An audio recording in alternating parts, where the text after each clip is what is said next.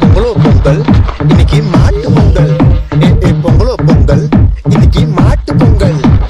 மாடு தமிழர்களின் பண்பாடு, கொஞ்சம் சாணிய போட்டு கூட சேர்ந்து நீ ஆடு. பொங்கலோ பொங்கல் இன்னைக்கு மாட்டு பொங்கல். பொங்கலோ பொங்கல் இன்னைக்கு மாட்டு பொங்கல். போகி போச்சு பொங்கல் போச்சு மாட்டு பொங்கல் வந்துடுச்சு மாட்டு பொங்கல். பொங்கலோ பொங்கல் இன்னைக்கு மாட்டு பொங்கல். பொங்கலோ பொங்கல். மாடு கொஞ்சம் நில்லு, இந்த பில்லு நல்ல மில்லு. மாட்டு பொங்கல் இன்னைக்கு மாட்டு பொங்கல். பொங்கலோ பொங்கல் இன்னைக்கு மாட்டு பொங்கல். நீளமாக்குது வாழு, கொஞ்சம் தரையா பாலு, சொல்லுறத கேளு, இன்னைக்கு பொங்கல் தீரு நாளு. மாட்டு பொங்கல் இன்னைக்கு மாட்டு பொங்கல். பொங்கலோ பொங்கல் இன்னைக்கு மாட்டு பொங்கல். ரெக்க இருந்தா மேல பரப்பேன், கை இருந்தா பால் கறப்பேன். மாட்டு பொங்கல். பொங்கலோ பொங்கல்.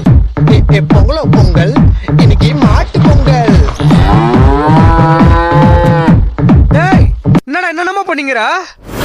நான் மாட்டை கழுவ மாட்டேன்னு சொன்னதுனால எனக்கு மாட்டை பத்தி தெரியாதுன்னு நினைக்காதீங்க. மத்தவங்களை பொறுத்த வரைக்கும் தான் அது மாடு, நம்மளை பொறுத்த வரைக்கும் இதுதான் தெய்வம். முதல்ல மாட்டு பொங்கலை நம்ம ஏன் கொண்டாடுறோம்னு தெரியுமாப்பா உங்களுக்கு? பொதுவா மாட்டுங்களுக்கு நெல்லை நம்ம அறுவடை செய்யறோம், வைக்கோல அதுக்கு கொடுத்துறோம். வாழை இலையில விதவிதமா நம்ம வச்சு சாப்பிடறோம், ஆனா எச்சில் வாழையிலே அதுக்கு கொடுத்துறோம்.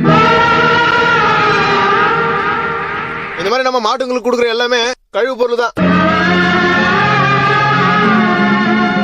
ஆனா நமக்கு அது பதிலுக்கு பால், தயிர், மோர், நெய், வெண்ணெய் உன்ன சொல்லல, இந்த மாதிரி பல தேவையான பொருட்களை மாடு கொடுக்குது.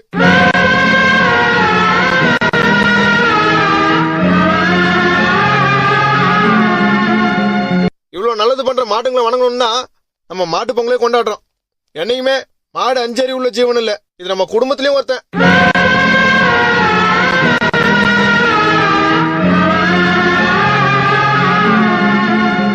இந்த மாதிரி புகழ்ந்து பேசினா உனக்கு பெருமையா இருக்குமே, எல்லாம் இன்னைக்கு ஒரு நாளைக்கு தான்.